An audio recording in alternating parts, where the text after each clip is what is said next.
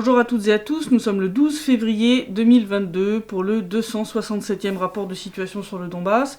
Un rapport qui va être principalement axé sur l'évolution de la situation militaire puisque les préparatifs semblent se poursuivre côté ukrainien. Je vais aussi parler diplomatie puisqu'ont eu lieu cette semaine la rencontre entre Vladimir Poutine et Emmanuel Macron et la rencontre entre les conseillers politiques du format Normandie à Berlin dont je vous avais parlé. Bon, je vous épargne le suspense, ça aboutit à rien. Je signale aussi qu'aujourd'hui, ça fait 7 ans, jour pour jour, que les accords de Minsk 2 ont été signés et ça fait 7 ans, jour pour jour, qu'ils n'ont toujours pas été appliqués, principalement à cause du sabotage de l'Ukraine. On va parler maintenant de la situation militaire.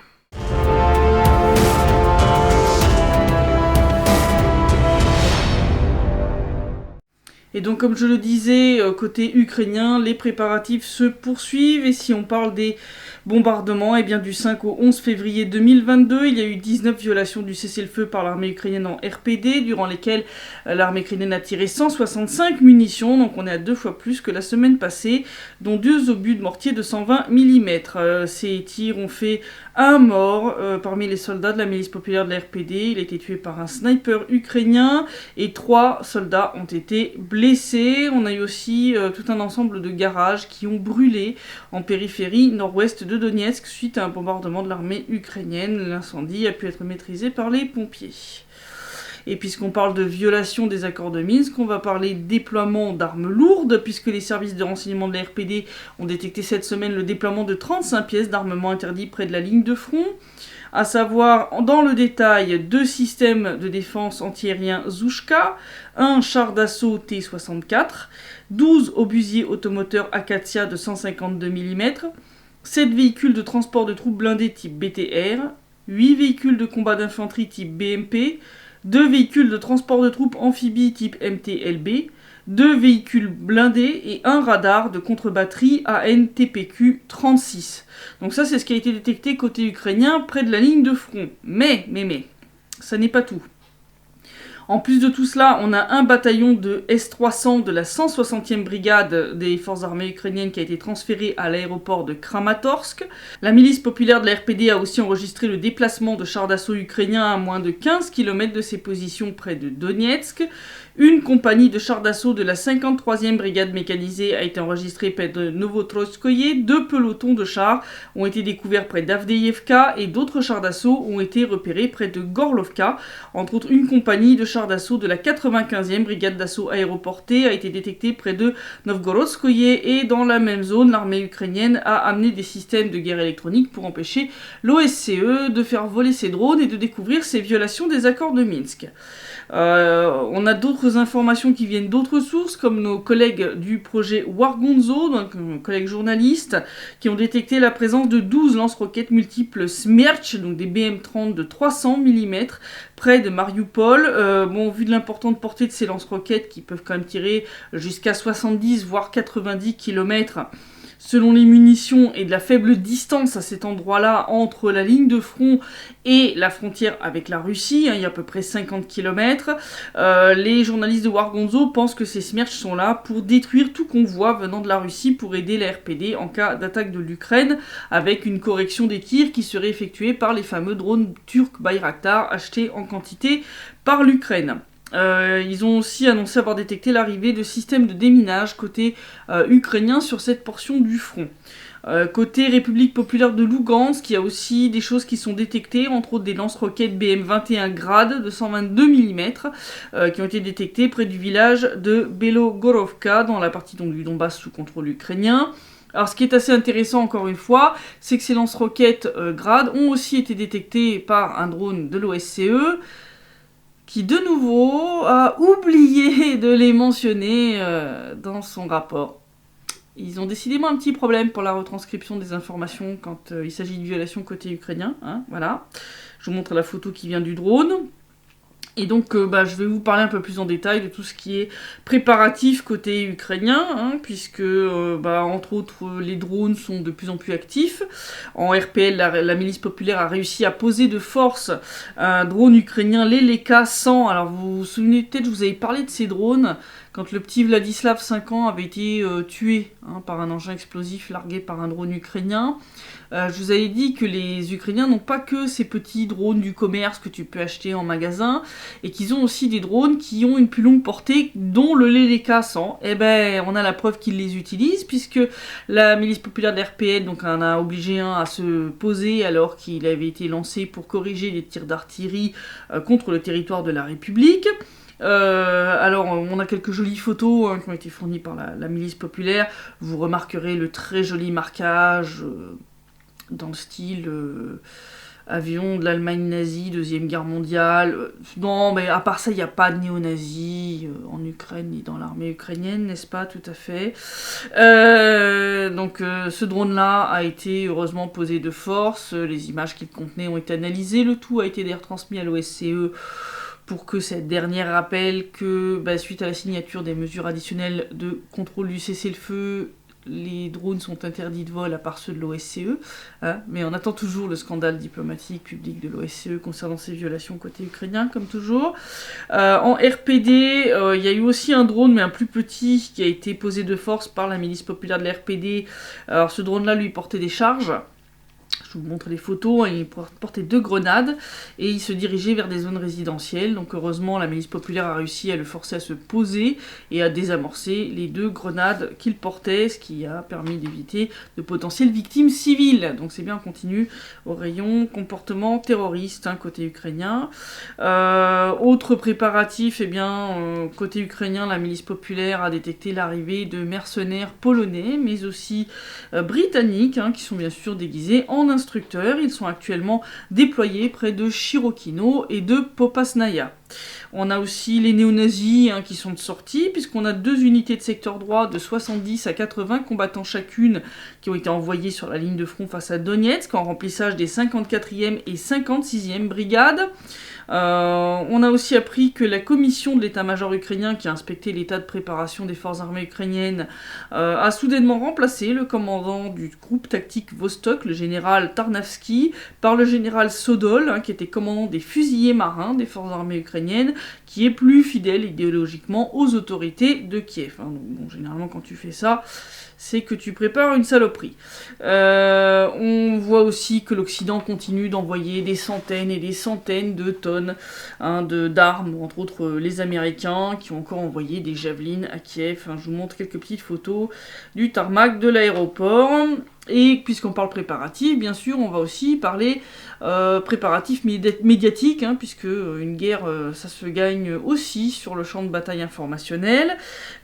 Sur ce plan, les centres d'opération psychologique et d'information ukrainiens tournent à plein régime pour alimenter la propagande ukrainienne. On a 2 vidéos qui ont été publiées sur des ressources ukrainiennes montrant des soldats de la milice populaire prétendument tués par des snipers ukrainiens, sauf que la milice populaire de la RPD a réussi à obtenir les fichiers vidéo originaux, non édités, et on y découvre comment ces pseudo-soldats de la milice populaire tués sont préparés, on leur dit où est-ce qu'ils doivent tomber, et comment ils ressuscitent après. Ouais, c'est un peu gênant là quand même. Je vous renvoie vers mon article où vous avez toutes les informations avec les photos des ressources ukrainiennes qui ont partagé ces vidéos et le comparatif entre la vidéo qui a été publiée côté ukrainien et la vidéo intégrale. Donc vous avez tous les morceaux manquants. Bon, tous ces préparatifs ont bien sûr aussi été enregistrés côté russe. On a le chef du service de renseignement extérieur russe, le SVR, Sergei Narishkin, qui a fait quelques déclarations à la presse. Il a bien sûr parlé de tous ces préparatifs et dit que le but était de manière évidente d'impliquer la Russie dans le conflit du Donbass. Et là, depuis hier, les news se suivent. Donc on a eu d'abord les États-Unis, puis ensuite les Britanniques, les Japonais, les Européens. Là, on a les Australiens qui s'y mettent. Donc qui disent à leurs ressortissants de quitter l'Ukraine dans les 24 à 48 prochaines heures et qui commencent, semble-t-il, à évacuer les membres du personnel de leurs ambassades. Et il semble qu'au niveau de l'ambassade américaine, ils ont déjà lancé la destruction des disques durs, des documents secrets, etc. etc. Donc on continue si vous voulez. Donc soit les mecs qui sont en train d'entretenir l'hystérie jusqu'au bout, soit ils sont au courant qu'il y a un truc qui se prépare côté ukrainien, parce que, bon, comme je l'ai dit, c'est pas la Russie qui va envahir l'Ukraine. Alors, événement à suivre un peu dans les jours, là, les heures et les jours qui suivent. Juste avant que je tourne le site Rep, a été annoncé que le régiment de Kadyrov a quitté la Tchétchénie en direction du nord-ouest. Donc, c'est une vidéo qui a été publiée en ligne qui montre un convoi de matériel de la garde nationale russe composé de blindés de type BTR, donc les véhicules de transport de troupes blindés, de véhicules Tigre et d'Oural VV qui portent l'insigne du 141e régiment motorisé spécial qui est nommé au nom du père de Ramzan Kadyrov, qui est Ahmad Kadyrov, qui est connu sous le nom de Bataillon Nord. Il fait partie de la 46e brigade opérationnelle des troupes de la garde nationale, normalement stationnée à Grozny. Bon, ceux qui me connaissent bien et qui ont discuté de la situation actuelle avec moi en privé, et qui m'ont demandé si je pensais que l'armée russe viendrait de manière, on va dire, officielle, etc., à notre rescousse en cas de problème, savent que l'opinion que moi j'ai émise, c'est que ça ne serait pas les troupes, on va dire, régulières de l'armée russe, mais que ce serait potentiellement et très certainement des troupes du type justement les Kadyrovtsi, ce qu'on appelle les Kadyrovtsi, c'est-à-dire les soldats de Kadyrov.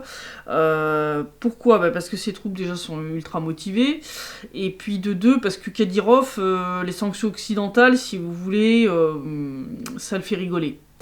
La dernière fois qu'il s'est pris des nouvelles sanctions, il est monté d'un grade, il est devenu général-major, donc major général. Donc si vous voulez, lui il s'en fout.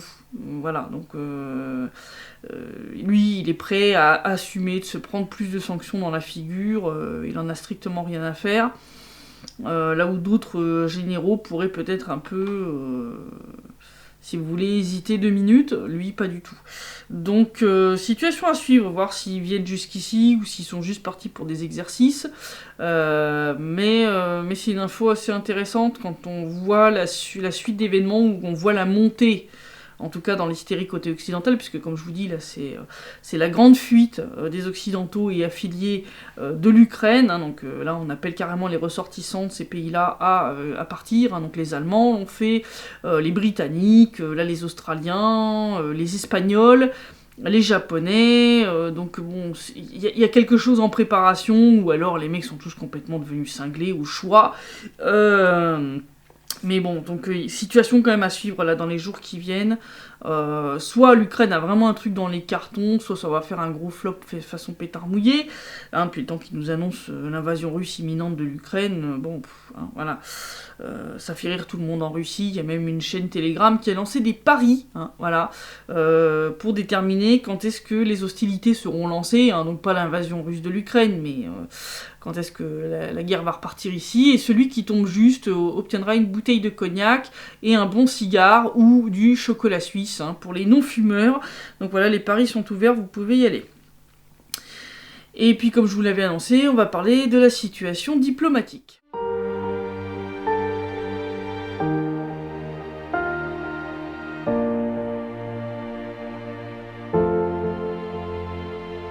Situation diplomatique donc avec la visite d'Emmanuel Macron à Moscou, qui fut un flop monumental, je m'attendais pas non plus à une grande réussite.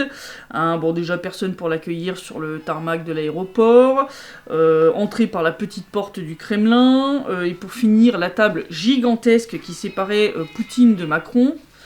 Parce que bon, ce dernier a refusé de passer un test PCR en Russie. Alors officiellement c'est pour pas laisser son ADN, ce qui me fait rigoler parce qu'il a mangé sur place, sur la table il a posé ses mains, donc si vous voulez l'ADN ils avaient toute l'attitude de la récupérer. Non, je pense qu'il est plutôt peur qu'il détecte autre chose, hein, parce que bon, le test PCR, on te met un truc dans le nez, et vu Et les habitudes que semble avoir le cher président français, je pense que si les Russes avaient fait un petit test anti-narcotique, il y aurait peut-être eu des trucs intéressants à la sortie.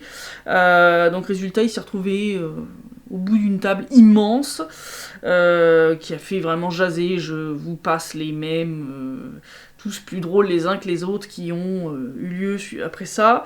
Bon, ça a duré 6 heures, plus de 6 heures quand même, les discussions entre les deux. Je pense que Poutine a dû essayer de faire rentrer quelque chose dans la caboche de Macron et que ça ne voulait pas y rentrer. La conférence de presse d'ailleurs donne la sensation qu'ils n'ont pas discuté de la même chose ou qu'ils n'ont pas compris la même chose de la même discussion.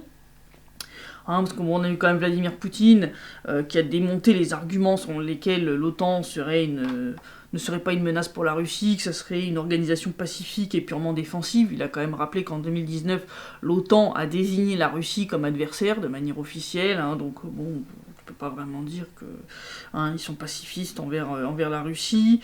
Il a rappelé que l'Alliance n'a pas d'obligation d'accepter tous ceux qui veulent rentrer dedans, contrairement à ce qu'on essaie de nous raconter avec l'histoire de la porte ouverte. Alors que de son côté, Emmanuel Macron a insisté sur le principe justement de la porte ouverte et qu'il est hors de question de revoir les traités des 30 dernières années pour assurer la sécurité collective en Europe. Alors donc toi tu te diriges vers le gouffre, et au lieu de te dire qu'il faudrait peut-être freiner, ou partir à droite ou à gauche pour éviter de tomber dans le Grand Canyon, toi tu te dis que tu vois pas pourquoi tu arrêterais de courir tout droit parce que ça fait 30 ans que vous faites la même chose. Bah écoute, oui, c'est une façon de voir les choses.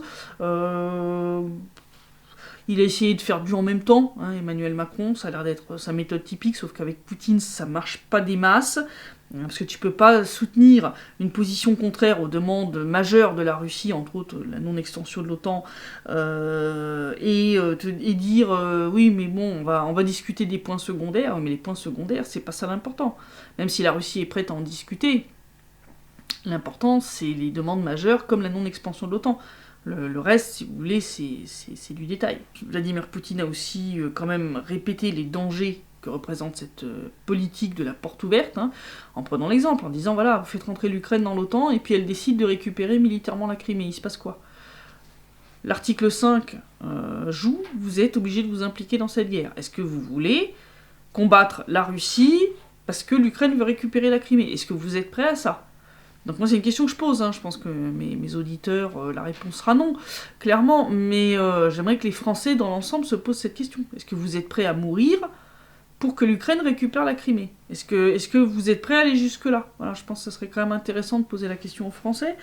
Donc, toute cette conférence de presse était assez surréaliste, surtout les déclarations de Macron, où on voit clairement qu'il n'a pas compris que les demandes de la Russie sont des lignes rouges à ne pas franchir, que les demandes russes n'ont clairement pas été entendues.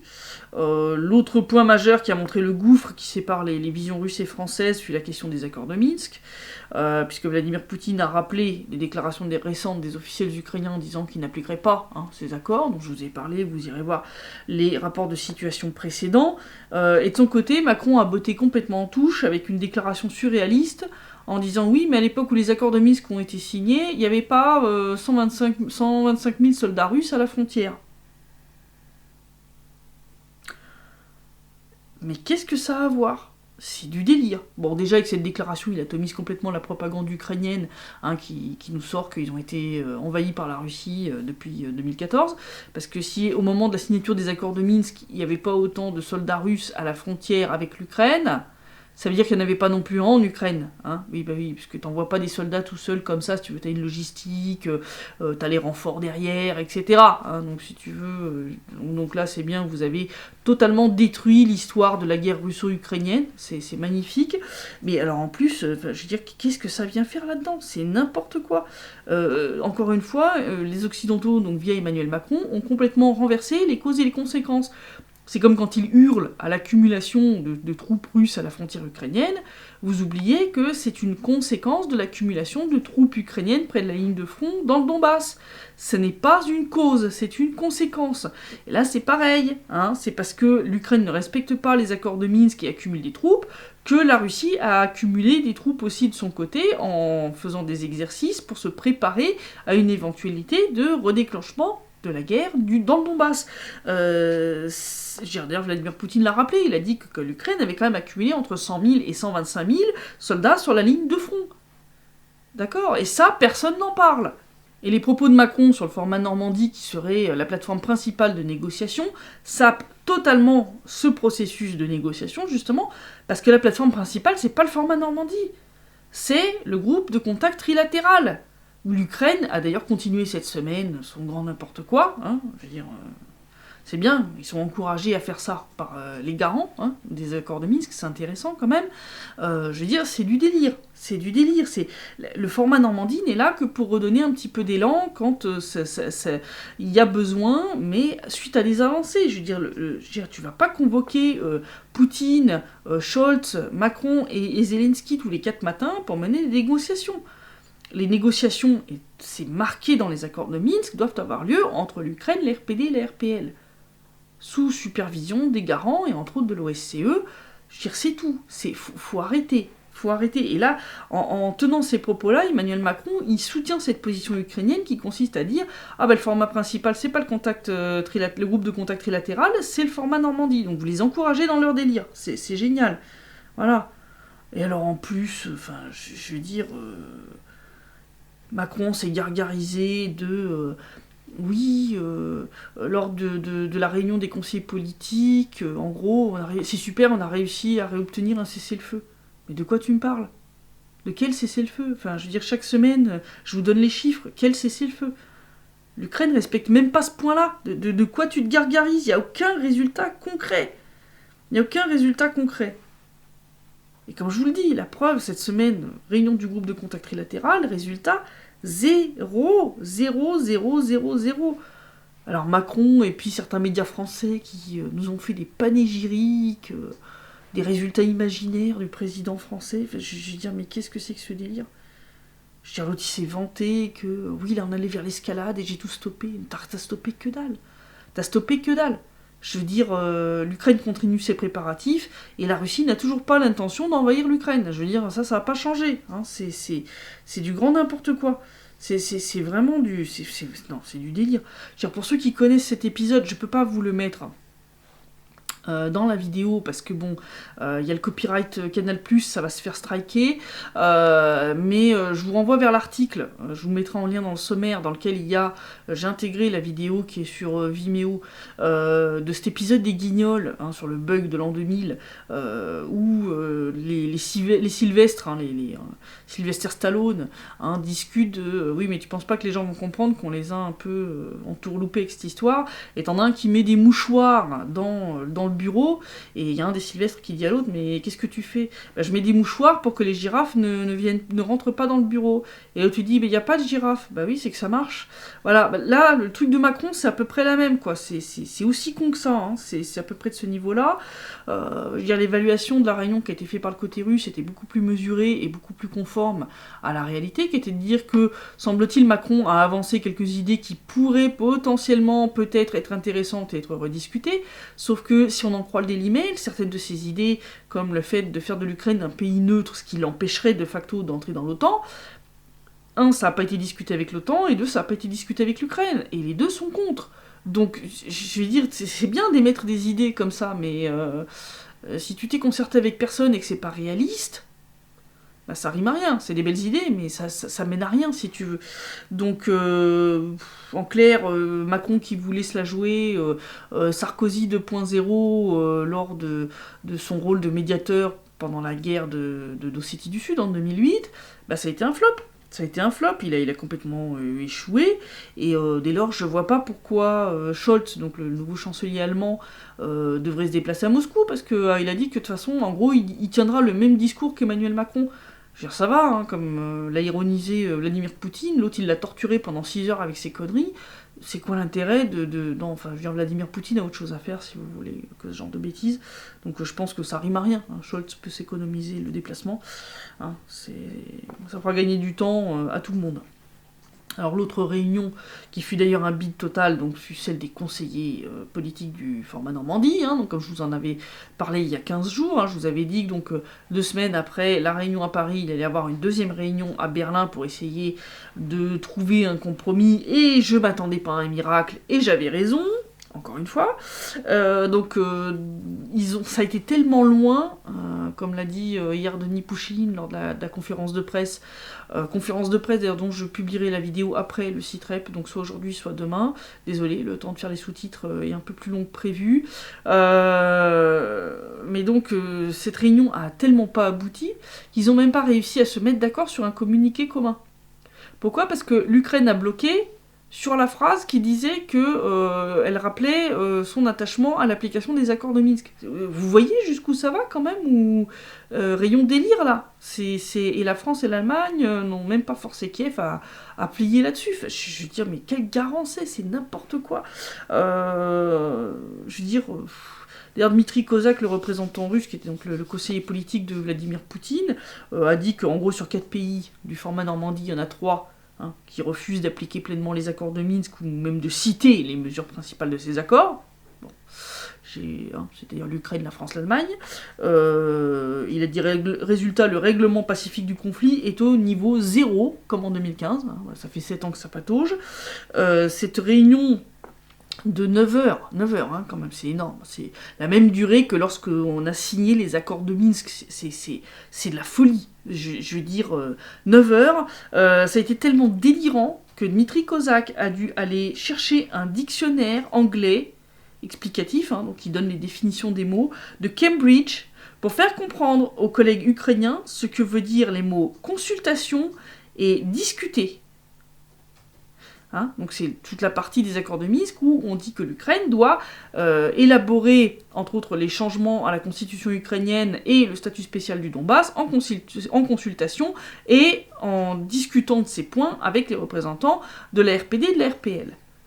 Les représentants ukrainiens ont essayé de donner leur propre définition complètement délirante, leur propre interprétation de ces mots-là. Donc Kozak a dû aller prendre un dictionnaire anglais pour aller leur montrer que ce soit en anglais, en ukrainien ou en russe, ces mots-là ont la même signification, et que non, tu peux pas réinterpréter comme t'en as envie, parce que là, entre autres, ils veulent dire oui, d'accord, on est d'accord pour en discuter avec eux, mais par l'intermédiaire de l'OSCE, c'est-à-dire on transmet les trucs à l'OSCE transmet à la RPD-RPL, qui à leur tour transmettent à l'OSCE, qui... Non mais, enfin, l'OSCE, c'est pas le facteur, bordel. Qu'est-ce que c'est que ces conneries ?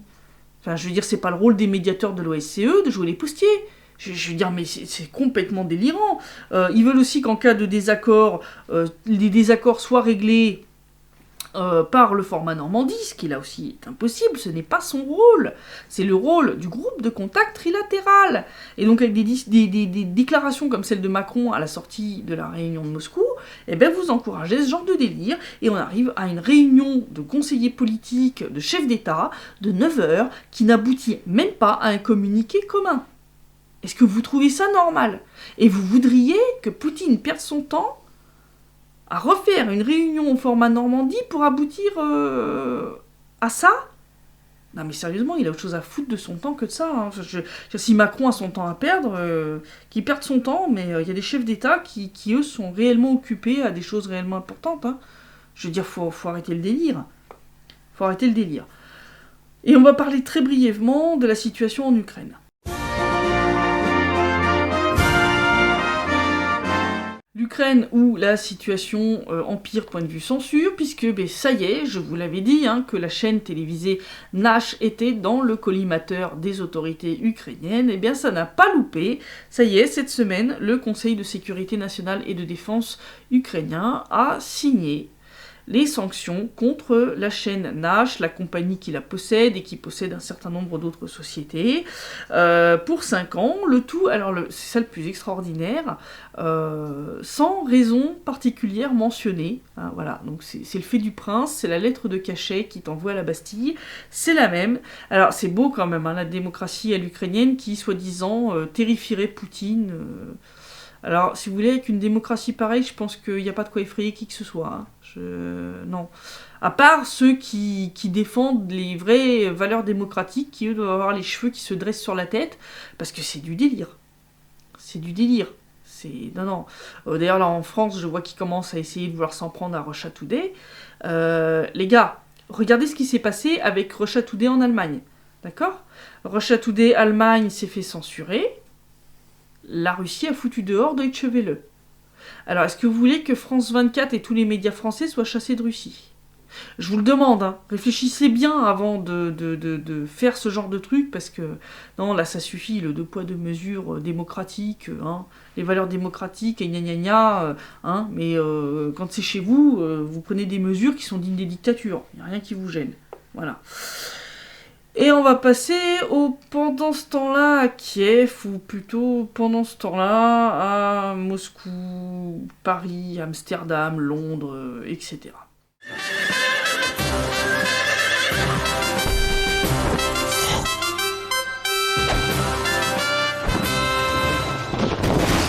Pendant ce temps-là à Kiev qui commence par un pendant ce temps-là à Moscou où la ministre britannique des Affaires étrangères Liz Truss s'est littéralement humiliée 2 fois lors de sa rencontre avec le ministre russe des Affaires étrangères Sergei Lavrov. Déjà en plus de venir le faire chier avec oui, mais est-ce que vous allez envahir l'Ukraine et quand est-ce que vous allez envahir l'Ukraine mais donnez-nous des garanties que vous n'allez pas envahir l'Ukraine. Alors, le problème, c'est que donc elle a fait chier Lavrov avec les exercices qui ont lieu actuellement, je rappelle, en Russie, sur le territoire russe. Hein. Donc la Russie a le droit de faire ce qu'elle veut en termes d'exercices militaires. Donc, à un moment, énervé par ces énièmes demandes de retirer les troupes russes du territoire russe, Lavrov lui a répondu donc les soldats russes étaient sur leur propre territoire, que donc ils ne violaient rien, et donc elle a répété qu'ils devaient être retirés. Au bout de 3-4 fois, Lavrov lui a dit « Est-ce que vous reconnaissez quand même la souveraineté de la Russie sur les régions de Rostov et de Voronezh, qui sont les 2 régions frontalières de la zone de frontière avec entre autres le Donbass ?» Et là, cette idiote qui manifestement ne connaît pas la géographie de la zone, lui a sorti que la Grande-Bretagne ne reconnaîtra jamais la souveraineté de la Russie sur ces régions. Voilà. Elle a dû croire que ces régions étaient en Ukraine, cette conne. C'était tellement humiliant que l'ambassadrice britannique en Russie, Deborah Bonnert, est intervenue, lui a gentiment expliqué à l'oreille que c'était des régions qui étaient réellement russes et qu'elle avait fait une énorme bourde. Et la deuxième humiliation est venue quand cette dame, qui manifestement ne maîtrise pas le protocole diplomatique, s'est mise à parler en même temps que le traducteur qui était en train de traduire ses propos. Au lieu de faire une pause, d'attendre que le traducteur ait fini et de poursuivre. Et donc Lavrov lui a dit gentiment, s'il vous plaît, ne parlez pas en même temps que les traducteurs parce qu'on comprend rien, ça fait un boulga ignoble, tu comprends que dalle. Voilà. C'est la honte totale, hein. Tout le monde se fout de sa gueule, même en Grande-Bretagne, les Britanniques, ils ont honte. Moi, j'ai vu un commentaire d'un Britannique qui a dit là, j'ai tellement honte que je pense pendant quelques temps, je vais prétendre que je suis norvégien, parce que non, là, c'est la honte absolue. Et les experts occidentaux sur la Russie et l'Ukraine ne sont guère mieux lotis en matière de géographie, comme on peut le voir avec ce tweet de Terrell Germanstar, qui, je signale quand même, anime des conférences sur les soi-disant discriminations que subissent les Tatars de Crimée, et qui a réussi l'exploit de nous placer dans un autre tweet Odessa en Crimée. Alors, je vous montre une petite carte en vrai, Odessa est là, voilà, et la Crimée est là. Ça fait un peu loin là quand même, hein, pour arriver à se planter. Mais il n'est pas le seul, hein, il n'est pas le seul, les journaux néerlandais sont pas mieux. Hein, si vous regardez cette petite carte publiée sur le journal NRC, ils nous ont placé Avdiivka chez nous, alors que c'est sous contrôle ukrainien et pas du tout à cet endroit-là. Hein. Avdiivka, c'est au nord de Donetsk, c'est pas du tout là. Et le fameux petit village dont je vous avais parlé, là, que la Rada avait renommé en New York, ils l'ont placé chez nous, alors qu'elle est aussi dans la zone contrôlée par l'Ukraine. Donc en Occident, ils ont tous séché les cours de géographie, hein, ministre des Affaires étrangères, journaliste. Je pense qu'il faudrait renvoyer tout ce petit monde à l'école, vite fait, parce que là ça devient craignos quand même. Pas être foutu de regarder un Google Maps avant, enfin de se briefer un minimum. Enfin non, là c'est du délire. C'est du délire. Et l'hystérie ambiante devient tellement dingue que les Russes tournent ça à la dérision. Alors vous vous souvenez, je vous avais parlé du site Gozuslugi, donc qui est ce site où les gens peuvent faire des démarches administratives en Russie, hein, pour pas avoir à se déplacer, tu peux faire plein de trucs en ligne. Et donc il y a quelqu'un qui a fait un photomontage de ce site avec l'avertissement suivant. Attention, l'option pillage de Kiev ne sera disponible qu'après vaccination contre le coronavirus. L'inscription ne pourra se faire qu'au maximum jusqu'au 20 février.